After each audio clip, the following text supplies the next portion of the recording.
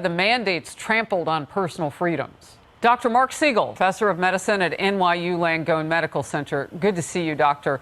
First of all, we've often talked about children and the long-term effects of lockdowns and mandates, so on and so forth. But this was the first time that America got to see the focus on adults. It was not an emphasis on education, but rather indoctrination is absolutely true.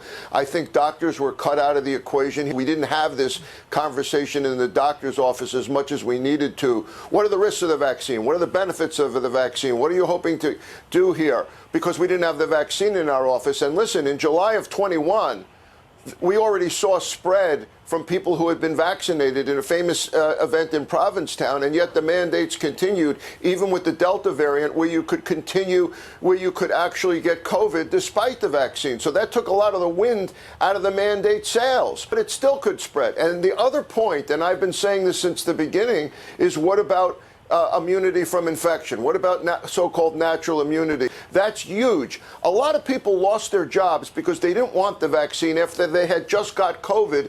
They believed the research that was showing that recovery from COVID gave you immunity. I fought for so many people on the front lines with that, writing letters saying, look, I don't want this person to have a vaccine yet. They just had COVID. Sometimes I saved people's jobs. Sometimes I wasn't able to save people's jobs.